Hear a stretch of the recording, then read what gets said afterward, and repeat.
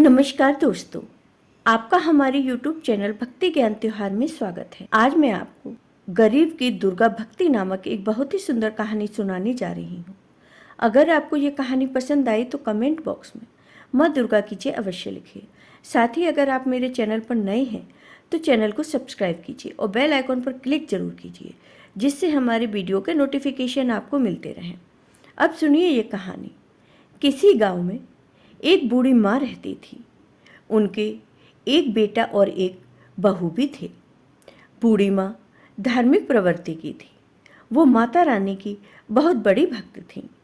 वह रात दिन माता रानी की पूजा किया करती थी। वह नियम पूर्वक माता रानी की पूजा करती थी, लेकिन ये बात उनकी बहू को पसंद नहीं थी।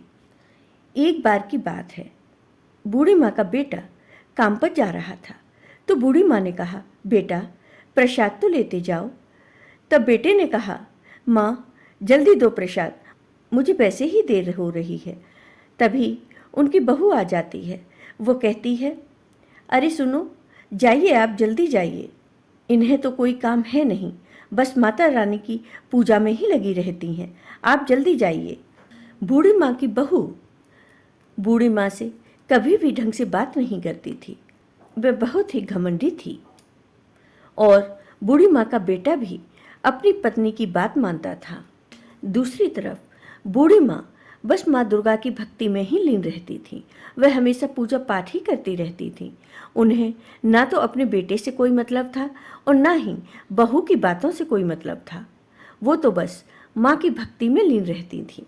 एक बार माता रानी से उनके सिंह ने कहा, माता, ये बूढ़ी माँ आपकी कितनी परम भक्त है, आपकी सेवा मन लगाकर करती है, लेकिन इसकी बहू इसे कितना परेशान करती है। इसकी बहू ना तो इसे खाने को कुछ देती है और ना ही पहनने को देती है, और इसका बेटा भी इस बूढ़ी माँ की बिल्कुल भी परवाह नहीं करता। हे माँ, आपको नहीं लगता कि बूढ़ी माँ की आपको मदद करनी चाहिए? तब माता रानी कहती हैं, हे सिंह, आवश्यकता तो हर मनुष्य को हर समय होती है, लेकिन उसे पूरा कैसे करना है ये तो मनुष्य के ही हाथ में होता है। विधि के विधान में सभी का भाग लिखित है। धीरज रखो, सब ठीक होगा। जैसे बूढ़ी माँ के मन में माँ दुर्गा बसी हुई थी, वैसे ही माँ दुर्गा भी बूढ़ी माँ से बहुत प्रसन्न थी। एक बार की बात है, नवरात्रि का त्योहार आया तो बूढ़ी माँ ने अपनी बहू से कहा, बहू, कल से नवरात्रि शुरू हो रहे हैं और मेरा 9 दिन का व्रत है और माता रानी की पूजा का सामान भी चाहिए था। तब बहू ने कहा कि माँ जी, आपको व्रत रखना है तो शौक से रखिए, लेकिन इतना महंगा पूजा का सामान और आपके लिए फल मेवा मिठाई लाने के लिए हमारे पास पैसे नहीं हैं। माँ जी, आपको तो सब पता है कि कितनी कमाई होती है, बस ले दे के एक खेती ही तो है, उसमें कितना होता है, उससे घर का खर्च ही मुश्किल से चल पाता है, आपको ये दिखाई नहीं देता? फिर बूढ़ी माँ ने अपने बेटे से सब बात कही तो बेटे ने भी इनकार कर दिया। बूढ़ी माँ बहुत दुखी हो गई। बेटे ने कहा, माँ, तुम तो वैसे भी सुबह शाम माता रानी की पूजा में लगी रहती हो, तुम्हारा तो दिन और रात माता रानी के नाम से शुरू होता है और माता रानी के नाम से ही खत्म होता है, फिर नवरात्रि में व्रत रखने से क्या होगा? बेकार में तुम्हारी तबीयत खराब हो जाएगी और फिर तुम्हारे इलाज में पैसे खर्च होंगे। बेटे की बात सुनकर बूढ़ी माँ बहुत निराश हो गई, क्योंकि उन्होंने सोचा था कि वह इस नवरात्रि में माता का मंदिर बनवाएंगी, लेकिन उन्हें तो पूजा का सामान भी नहीं मिल रहा था। बूढ़ी माँ निराश होकर माता रानी के सामने बैठ गईं और माता रानी से प्रार्थना करने लगीं, हे माँ, मेरे बच्चों को क्षमा करना, ये नादान है, इन्हें कोई ज्ञान नहीं है, पर मैं जानती हूँ कि आप अपनी इस भक्त की मदद जरूर करेंगी। इतना कहकर बूढ़ी माँ रोने लगी। दूसरी तरफ बहू अपने पति से कहती है, सुनो जी, कल मेरे मायके जाना है, शादी में आपको तो पता है ना, तो अपने चने के खेत की रखवाली कौन करेगा? तब बूढ़ी माँ का बेटा कहता है कि सुनो, मुझे तो खेत की रखवाली करनी होगी, इसलिए तुम अकेले ही अपने मायके चली जाओ, मैं यहीं रुक जाता हूँ। तब बहू कहती है, अरे नहीं, आप नहीं चलेंगे तो अच्छा नहीं लगेगा, सब लोग बुरा मान जाएंगे। तब उसका पति कहता है, अरे जब मैं तुम्हारे साथ चलूँगा तो हमारे खेतों की रखवाली कौन करेगा? तो बहू कहती है, क्यों, माँ जी है ना, वो ही करेंगी खेतों की रखवाली। तब बेटा कहता है कि माँ सारे दिन खेतों पर कैसे रहेगी? तो बहू कहती है, क्यों, वहाँ पर एक झोंपड़ी पड़ी है, उसी में सारा इंतजाम कर देंगे, उनकी माता रानी की मूर्ति भी वहाँ रख देंगे, वो वैसे भी दिन रात यहाँ पर भी पूजा पाठ में लगी रहती हैं, तो वहाँ भी माता रानी की पूजा पाठ ही करती रहेंगी। वैसे भी माँ जी के नवरात्रि के व्रत चल रहे हैं, तो उन्हें खाने पीने की तो कोई ज़रूरत ही नहीं है, तो जैसे यहाँ रहती हैं वैसे वो खेतों पर ही रह लेंगी। तब बूढ़ी माँ के बेटे ने कहा कि क्या ये ठीक रहेगा? तो उसकी पत्नी ने कहा, हाँ क्यों नहीं, अपने खेतों की रखवाली भी हो जाएगी, हमें कल ही निकलना है, तो आप माँ जी को आज ही खेतों पर छोड़ आइए। बूढ़ी माँ का बेटा अपनी पत्नी की बात मानकर बूढ़ी माँ को खेतों पर छोड़ने चल दिया।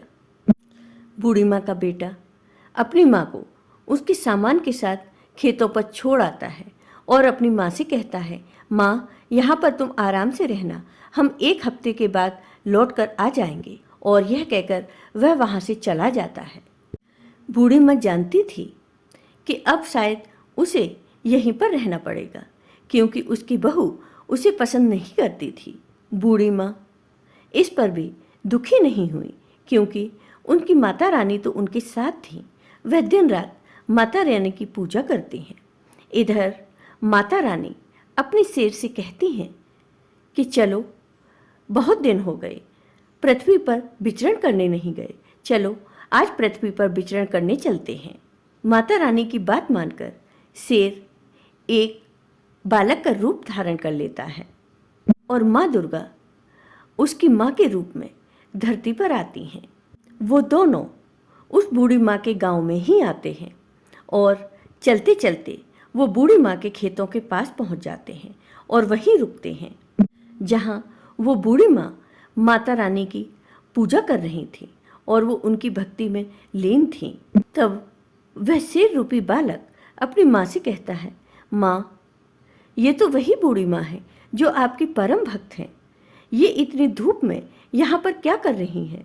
तब माता रानी कहती हैं, शेरा, इनको इनके बेटे बहू ने बेसहारा यहाँ पर छोड़ दिया है।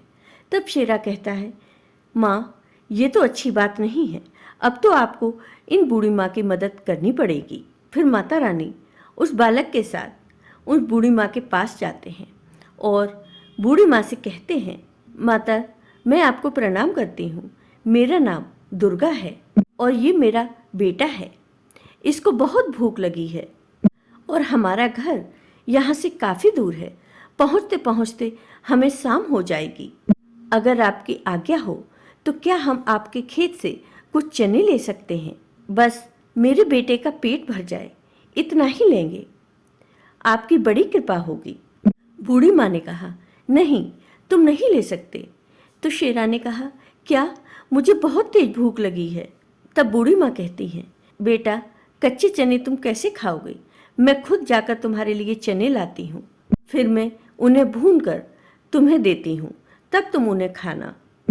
तो माता रानी कहती हैं कि माँ कोई बात नहीं, आप ऐसे ही दे दीजिए, इन्हें भूजो मत।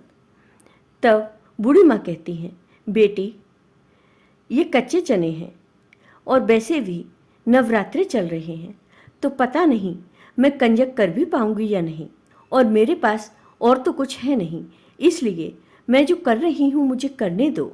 मुझे तुम्हें और तुम्हारे बेटे को ये चने खिलाने दो तो मुझे बड़ी खुशी होगी। फिर बूढ़ी माँ उन चनों को भूंजती है और फिर माता रानी और उनके बेटे को खिलाती हैं। चने खाकर माँ दुर्गा अपने शेरा के साथ वहाँ से जाने लगती हैं। तो उनका शेर कहता है, माँ मैं जानता हूँ कि ये बूढ़ी माँ की एक परीक्षा थी और वह अपनी परीक्षा में खरी उतरी है, तो क्या उसे इस भक्ति का कोई इनाम नहीं मिलना चाहिए? तब माँ दुर्गा मुस्कुराती हैं। फिर माँ उन बूढ़ी माँ को आशीर्वाद देती हैं और बूढ़ी माँ पूरी तरह सोने की बन जाती हैं। वह एक चलती फिरती सोने में तब्दील हो जाती हैं। इस बात की जानकारी बूढ़ी माँ को बिल्कुल भी नहीं थी। जो भी बूढ़ी माँ को देखता वह आश्चर्यचकित हो जाता। अब सारे गांव वाले बूढ़ी माँ के पास आते हैं और सभी बूढ़ी माँ को अपने साथ रखना चाहते हैं और उनकी बहू भी उनके पास आती है और कहती है, माँ जी चलिए घर चलिए हमारे साथ, अब आपको यहाँ रहने की कोई ज़रूरत नहीं है, मैं आपकी खूब सेवा करूँगी। तब बूढ़ी माँ कहती है, नहीं बहू, अब तुम्हें ये करने की ज़रूरत नहीं है, अब तो पूरा गांव ही मुझे रखने को तैयार है। बहू कहती है, माँ जी आप किसी के भी साथ कैसे जा सकती हैं, हम आपके बेटे बहू हैं, आप हमारे साथ चलिए। और वैसे भी माँ जी सबको आपका सोना चाहिए, आपके बारे में कोई नहीं सोच रहा। बूढ़ी माँ ने कहा, मुझे पता है, इसीलिए मैंने फैसला किया है कि मैं किसी के साथ भी नहीं जाऊंगी और अपनी माता रानी के साथ मैं यहीं पर रहूंगी। बहू कहती है, नहीं माँ जी ऐसा कैसे हो सकता है, आप हमारे साथ चलिए, हम माता रानी का बहुत बड़ा मंदिर बनवाएंगे, आप दिन रात माता रानी की पूजा करना, और हाँ माँ जी हर नवरात्रि में हम माता रानी का जागरण भी करवाएंगे। तो बूढ़ी माँ कहती है, नहीं बहू अब इसकी कोई ज़रूरत नहीं है। और इतना कहकर बूढ़ी माँ माता रानी के चरणों में अपना सर रख देती है और वह माता रानी के चरणों में ही अपने प्राण त्याग देती है। इस तरह बूढ़ी माँ को जो चाहिए था वो माता रानी ने उसे दे दिया। जय हो दुर्गा माता की। आपको ये वीडियो पसंद आया हो तो कमेंट बॉक्स में कमेंट करके ज़रूर बताइए। साथ ही मेरे वीडियो को ज़्यादा से ज़्यादा शेयर करिए। धन्यवाद दोस्तों।